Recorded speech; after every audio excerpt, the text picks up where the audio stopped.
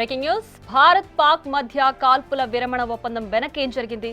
అతి ముఖ్యమైన సున్నితమైన సమాచారం అందడంతో అమెరికా ఆగమేఘాల మీద స్పందించింది. ఆ సమాచారం ఏంటి? ఎక్కడి నుంచి ఇంటెల్ అందింది? ఆ సమయంలో ఆ డీటెయిల్స్ చెప్పలేమంటున్న కాల్పుల విరమణకు పాకిస్తాన్ నుంచే భారత్కు ఫోన్ కాల్ వెళ్లడం వెనుక మాత్రం అమెరికా ఉందన్నది సుస్పష్టమైంది. ఇంతకీ ఆ ఇంటెల్ ఏమై ఉంటుంది? అణు ఆయుధ ప్రయోగానికి సంబంధించిందై ఉంటుందా?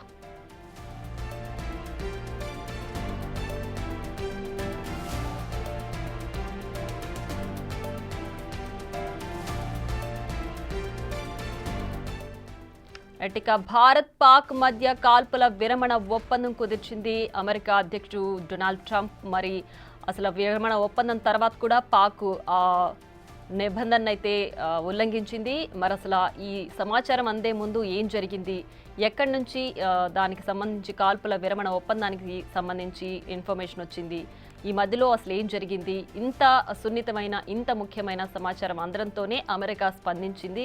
అమెరికా మధ్యవర్తిత్వం చేసి ఈ ఒప్పందానికి కుదిర్చింది. మరి ఈ రెండింటి మధ్యలో అసలు ఏం జరిగింది, ఒప్పందం కుదుర్చుకున్న తర్వాత కూడా భారత్ పాక్ మధ్య ఒప్పందం కుదిరిన తర్వాత కూడా పాక్ మళ్ళీ ఎందుకు కాల్పులకు తెగబడింది అనేది మాత్రం ఇంకా తెలియాల్సిందే.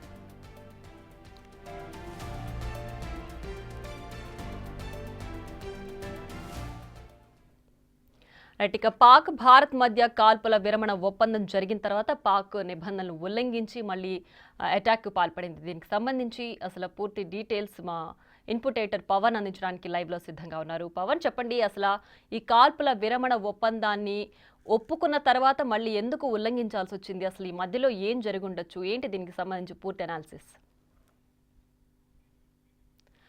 ఇక భారత్ పాక్ మధ్య కాల్పుల విరమణ ఒప్పందం జరిగిన 3 గంటల్లోనే పాక్ మళ్లీ దాడులకు తెగబడింది. కాల్పుల విరమణ ఒప్పందాన్ని ఉల్లంఘించింది.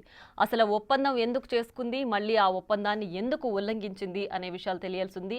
ఈ విషయంలో అతి సున్నితమైన అతి ముఖ్యమైన సమాచారం అందడంతోనే అమెరికా ఆగమేఘాల మధ్య వచ్చి మధ్యవర్తిత్వం చేసింది. అసలు ఈ మధ్యలో ఏం జరిగింది, ఒకసారి దీనికి సంబంధించి పూర్తి డీటెయిల్స్ మా ఇన్పుట్ ఎడిటర్ పవన్ లైవ్ లో అందిస్తారు. పవన్, చెప్పండి, ఏంటి దీనికి సంబంధించి పూర్తి అనాలిసిస్? అసలు ఏం జరిగి పాక్ మళ్లీ దాడులకు తెగబడింది? ప్రస్తుతం ఇదే హాట్ టాపిక్గా మారింది. గడిచిన 4 రోజులుగా యథేచ్ఛగా కాల్పులకు తెగబడుతుంది. భారత్ భూభాగం పైన దాడికి, డ్రోన్లతో దాడికి, మిసైళ్లతో దాడికి పాకిస్తాన్ ప్రయత్నించింది. కానీ భారత సైన్యం చాలా సంయమనంతో వ్యవహరించింది. పాకిస్తాన్ చేసిన ప్రతి దాడిని సమర్థవంతంగా తిప్పికొట్టింది.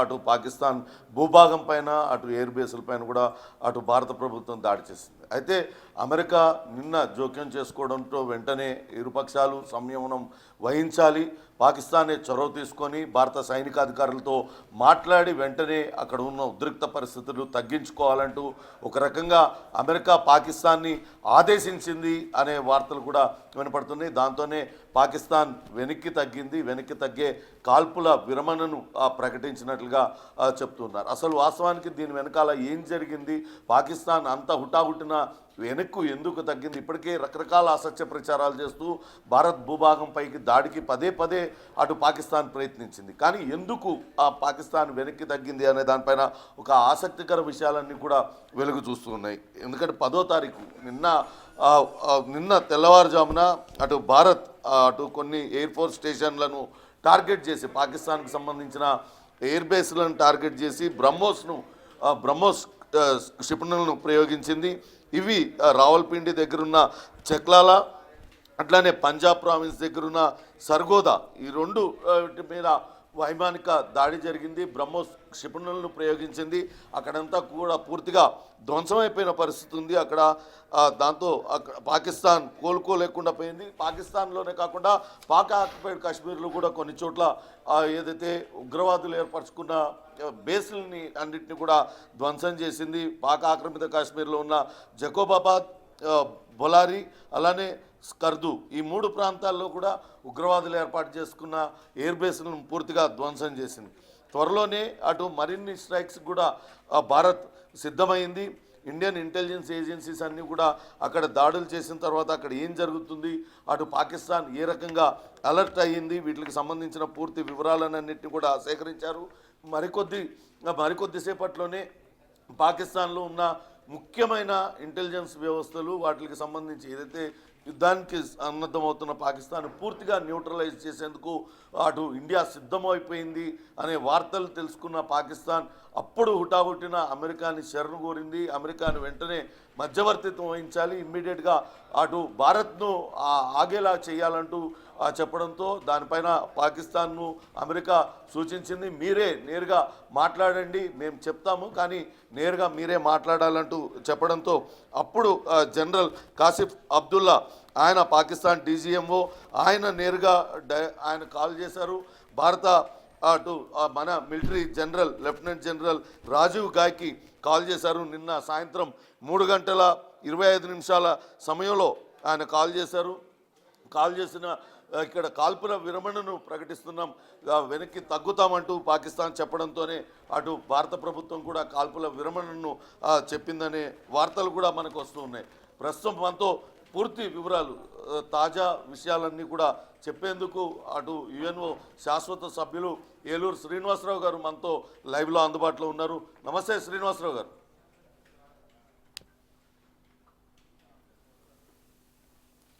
శ్రీనివాసరావు గారు,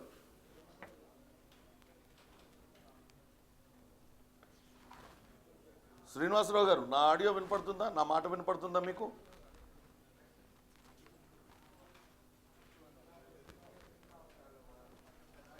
ప్రస్తుతం అయితే ఈ అటు నిన్న రెండు దేశాల మధ్య కాల్పుల విరమణ ఒప్పందం జరిగినప్పటికీ గత రాత్రి సమయంలో కూడా అక్కడక్కడ కాల్పులు జరుపుతూనే ఉన్నారు. పాకిస్తాన్కి సంబంధించిన సైనికులందరూ కూడా కాల్పులు జరుపుతున్నారు. అయితే అటు పాకిస్తాన్కు ధీటైన జవాబు ఇస్తున్నామంటూ భారత ప్రభుత్వం కూడా ప్రకటించింది. కొద్దిసేపటి క్రితమే అటు ప్రధాని మోడీ నివాసంలో అటు సిడిఎస్ అందరూ కూడా ముఖ్య ఎన్ఎస్ఏ అజిత్ దోవల్తో పాటు ఇతర ముఖ్య సైనికాధికారులందరూ కూడా ఆయనతో సమావేశమయ్యారు. నేను మొదటి నుంచి జరుగుతున్న పరిణామాలన్నింటినీ కూడా ఆయనకు వివరించారు. నిన్న ఏదైతే కాల్పుల విరమణ జరిపిన తర్వాత కూడా పాకిస్తాన్ ఏ రకంగా కవ్వింపు చర్యలకు పాల్పడింది, మనం ఏం చేయాలి అనే దానిపైన ఆయనతో చర్చించారు. అంతేకాకుండా కొద్దిసేపటి క్రితమే అటు రక్షణ శాఖ మంత్రి రాజ్నాథ్ సింగ్ కూడా బ్రహ్మోస్ క్షిపణి కేంద్రాన్ని ఢిల్లీ నుంచి వర్చువల్గా ఆయన ప్రారంభించారు. బ్రహ్మోస్ క్షిపణితో అటు శత్రువుకు మన బలమేంటో తెలియజెప్పామంటూ ఆయన చెప్పిన పరిస్థితి అయితే ఉంది. మొత్తానికి అటు పాకిస్తాన్ ఎందుకు సడన్గా వెనక్కి తగ్గింది, పహల్గాం ఉగ్రదాడి తర్వాత భారత్ చాలా సంయమనంతో వ్యవహరించింది. అక్కడ స్వయంగా పాకిస్తాన్ని ఉగ్రవాదులే ఆ ఘటనకు ఒడిగట్టారు అని తెలిసిన తర్వాతే అర్ధరాత్రి అటు ఆ పాకిస్తాన్పై పాక్ ఆక్రమిత కాశ్మీర్లో ఉన్న ఉగ్రస్థావరాలతో పాటు పాకిస్తాన్ బహల్పూర్లో ఉన్న ఉగ్రస్థావరాలన్నింటినీ కూడా నేలమట్టం చేసింది. కానీ పాకిస్తాన్ తన దొంగ బుద్ధిని చూపెడుతూనే ఉంది. పదే పదే భారత ప్రభుత్వంపై భారత సైన్యం బేస్ క్యాంపులను టార్గెట్ చేసి మిలిటరీ క్యాంపులను టార్గెట్ చేసి దాడులకు ప్రయత్నించింది. వాటినన్నింటినీ కూడా భారత ప్రభుత్వం సమర్థవంతంగా తిప్పికొట్టింది. అయితే ఇప్పుడు వెనక్కి తగ్గడానికి వెనకాల కారణమైతే చాలా క్లారిటీగా భారత ప్రభుత్వం ఎక్కడా కూడా ఉపేక్షించేది లేదు. సంయమనం పాటించినంత వరకు పాటించాం. పూర్తి స్థాయిలో దానికి ఎక్కడైతే పాకిస్తాన్ తనకు బలం ఉందనుకుంటుందో ఆ బలంపైనే దాడి చేయడానికి ప్రయత్నించింది. బ్రహ్మోస్ క్షిపణులన్నింటినీ కూడా ప్రయత్నించింది. మరి కాసేపట్లోనే పూర్తిగా పాకిస్తాన్కున్న మిలిటరీ ఇంటెలిజెన్స్ వ్యవస్థలు కావచ్చు, ఇతర వ్యవస్థలన్నింటినీ కూడా ధ్వంసం చేయడానికి సిద్ధమవుతుంది అని తెలుసుకున్న పాకిస్తాన్ అప్పటికప్పుడు హుటాహుటిన అటు అమెరికా అమెరికా ఉపాధ్యక్షునితో వీళ్ళందరితో కూడా మాట్లాడారు. వెంటనే అమెరికా ఉపాధ్యక్షుడు జేడీ వాన్స్ భారత ప్రభుత్వంతో మాట్లాడి కొంత సంయమనం పాటించాలి అంటూ ఆయన కోరడంతోనే భారత ప్రభుత్వం అంగీకరించింది. కానీ నేరుగా మీరే మాట్లాడుకోవాలంటూ కూడా సూచించడంతో ఆయన అటు అయితే పాకిస్తాన్ మేజర్ జనరల్ కాసిఫ్ అబ్దుల్లా అటు పాకిస్తాన్ డీజీఎంఓ ఆయన లెఫ్టినెంట్ జనరల్ రాజీవ్ గాయ్తో మాట్లాడారు. ఎటువంటి షరతులు లేకుండా కాల్పుల విరమణను పాటిస్తామంటూ ఆయన చెప్పడంతో భారత్ ఆ మేరకు వెనక్కి తగ్గిన పరిస్థితి అయితే ఉంది.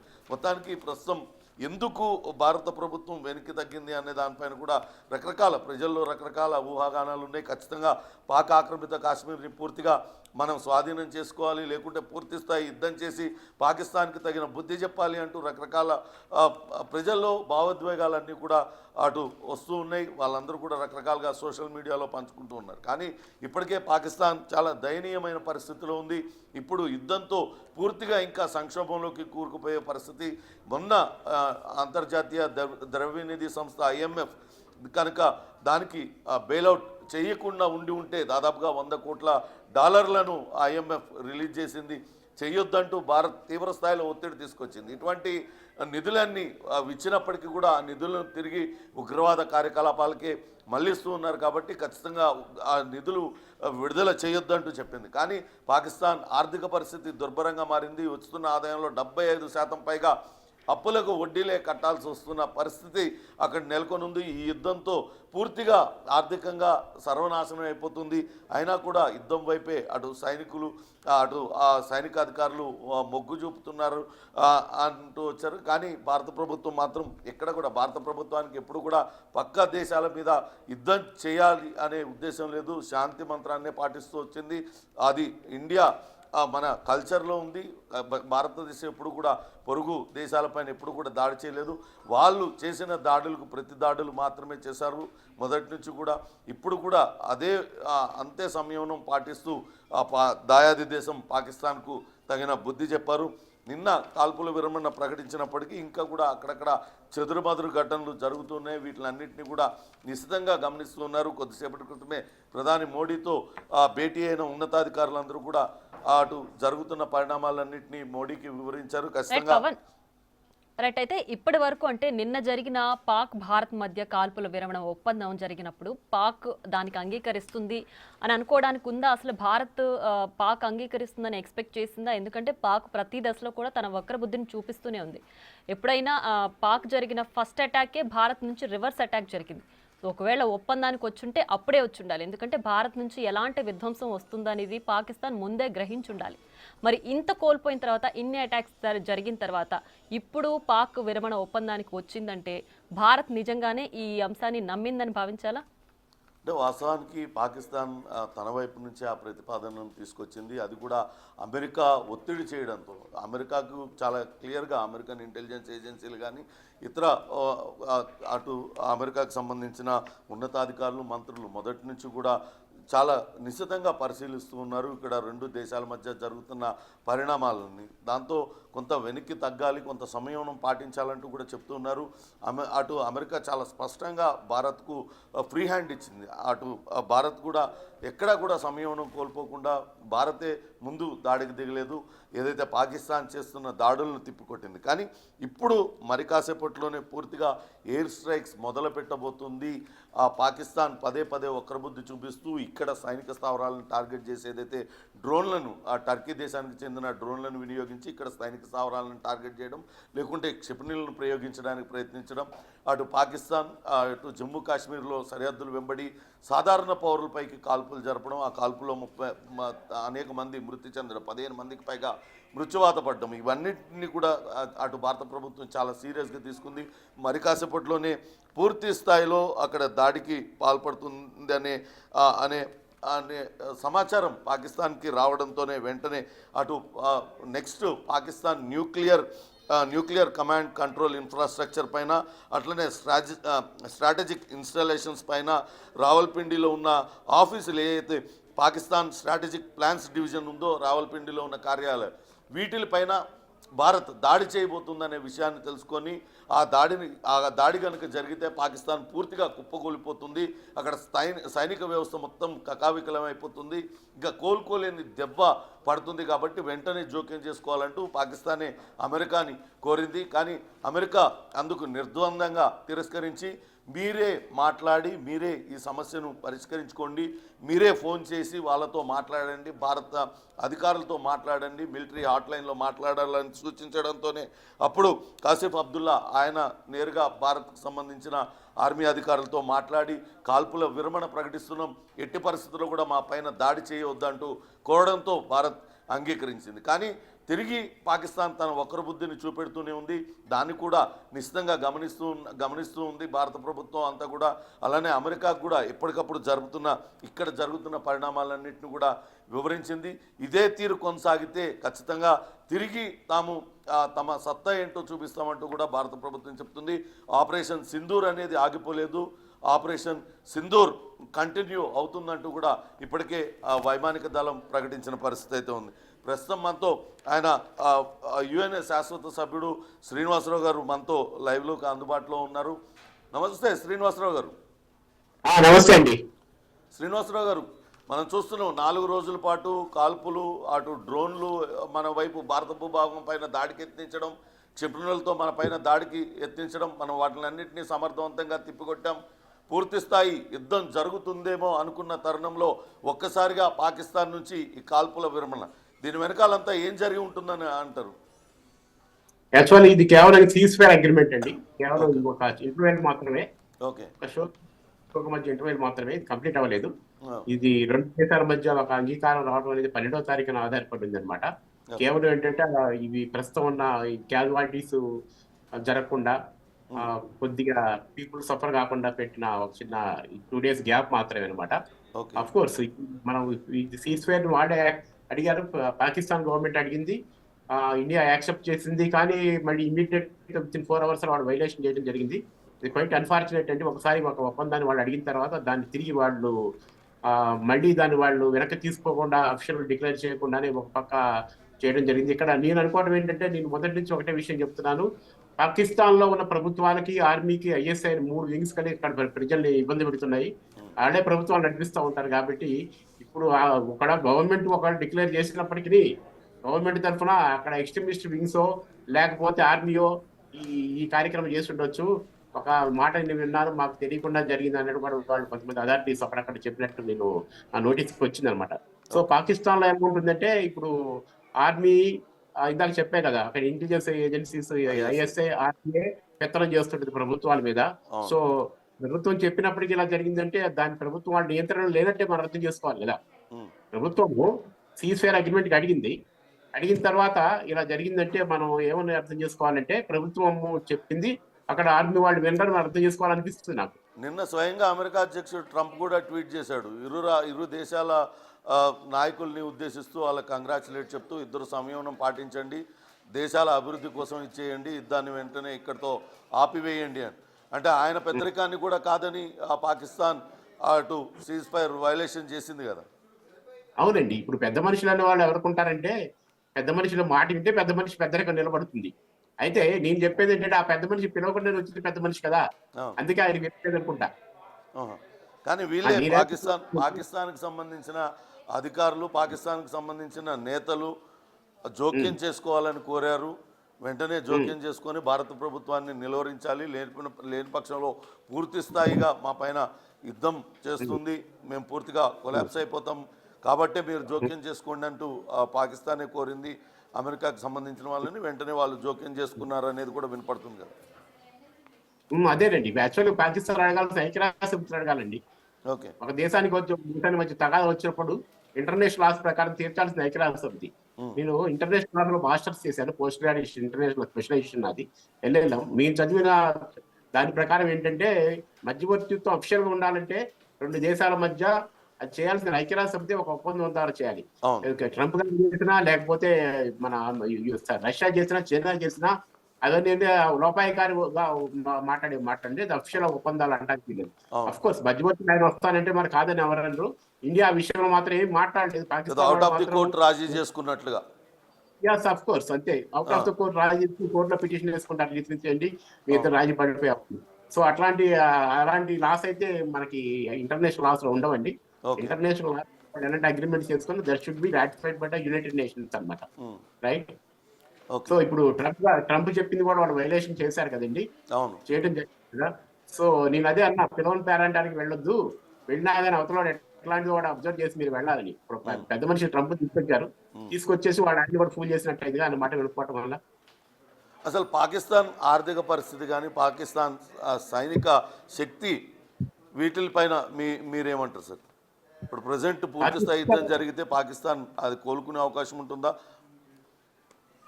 ఇప్పుడు పాకిస్తాన్ లో పరిస్థితి ఏంటంటే ఆర్థిక పరిస్థితి మనందరం తెలుసు.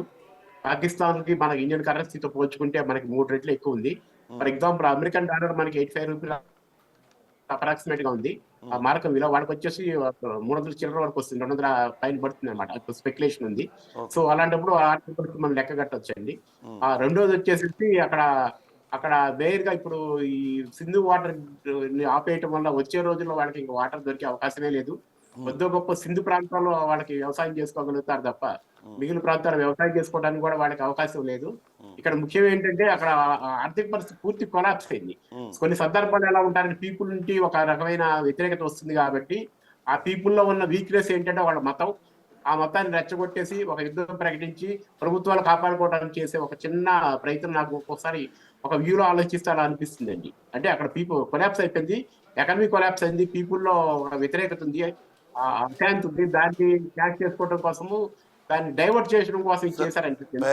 పెహల్గాం ఇష్యూ తర్వాత శ్రీనివాసరావు గారు, పెహల్గాం ఇష్యూ తర్వాత ఏదైతే 1960లో జరిగిందో ఈ సింధు నదీ జలాల పంపిణీకి సంబంధించి దాన్ని పూర్తిగా నిలిపివేస్తున్నట్లుగా భారత ప్రభుత్వం ప్రకటించింది. ఇప్పుడు ఈ సీజ్ ఫైర్ వైలేషన్తో మళ్ళీ అది పునరుద్ధరిస్తారా, లేకుంటే అది అట్లానే ఉంటుందా? ఆ జలాలు నిలిపివేయాలనే నిర్ణయం అలానే ఉంటుందా, లేకపోతే కాల్పుల విరమణ పాటిస్తున్నారు కాబట్టి మళ్ళీ మనం ఇద్దామనే ఆలోచన అట్లా ఏమన్నా చేస్తుందంటారా? 2 విషయాలు చెప్పాలి. ఇప్పుడు వాడు ఎప్పుడైతే మళ్ళీ సీజ్ ఫైర్ అగ్రిమెంట్ ఒక ఆఫర్ ఇచ్చారు మనకి, మనం యాక్సెప్ట్ చేసిన వెంటనే ఇమీడియట్ గా వాళ్ళు మళ్ళీ మన వైపు ఈ దాడి మొదలు పెట్టారు. ఇండియా కూడా ఇమీడియట్ గా దాడి ఎదుర్కోవడం మొదలు పెట్టింది. అంటే అర్థం ఏంటంటే ఇక్కడ వాళ్ళు 12వ తారీఖు జరిగే మీటింగ్ జరుగుద్దో లేదో అని కూడా నాకు డౌట్ గా ఉంది. ఎందుకంటే నువ్వు 12వ తారీఖు ఒక మీటింగ్ పెడదాం అనుకున్నావు, ముందుగా మాట్లాడుకున్నావు, తర్వాత నువ్వు దాన్ని వైలేట్ చేసావు. ఆటోమేటిక్ ఆత్మరక్షణ కోసం అనుకున్నాం మనం, భారత ప్రభుత్వం కూడా మనకి రెస్పాండ్ అవుతుంది. సో 12వ తారీఖు మీటింగ్ ఉపయోగం ఉంది అని ఇమీడియట్ సీజ్ ఫైర్ పెట్టేసి వాళ్ళు 12వ తారీఖు మీటింగ్ అంటాం అనేది అది అప్రాప్రియేట్ అది, ఎందుకంటే వాళ్ళు ఆఫర్ ఇచ్చారు కాబట్టి. సో ఇంకా రెండో స్టెప్ మీరు సింధు జలాల గురించి అడిగారు, అదేమిటంటే ఇప్పుడు 12వ తారీఖు మీటింగ్ జరిగినప్పుడు మనం ఆ మీటింగ్ లో వాళ్ళేమో అడుగుతారు, మనమేం చెప్తానొచ్చు. ఒక విధంగా ఆఫర్ వాళ్ళే వచ్చారు కాబట్టి వాళ్ళకి కడదేర వాళ్ళు మన అంటానికి లేదు, కానీ వాళ్ళు ఒక స్టెప్ మనకంటే కింద ఉన్నారు. వాళ్ళే అడిగారు కదా ఆపుదాము కొద్దిగా మనం గ్యాప్ తీసుకుందామని. మరి ఎప్పుడు గ్యాప్ తీసుకున్నాం అన్నారు, ఇమీడియట్ గా ఒక మొదలు పెట్టారు. సో ఏది ప్రభుత్వ వైఫల్యం అని చెప్పి పాకిస్తాన్ ప్రభుత్వ వైఫల్యం కావచ్చు, లేకపోతే ఆర్మీ వాళ్ళు వాళ్ళ మీద హెడ్ అవుతున్నారు, వాళ్ళే ఓవర్త్రో చేసి అడ్మినిస్ట్రేట్ చేస్తున్నారు, మనం మొదటి నుంచి మాట్లాడుతున్నాం కదా. సో అదే ఉండొచ్చు, కానీ సింధు జలాల దాకా కూడా వెళ్ళాల్సిన అవసరం లేదండి. ప్రస్తుతం 12వ తారీఖు ఒక మీటింగ్ జరిగితే మీరు అన్నట్టు దాని గురించి అడుగుతారు.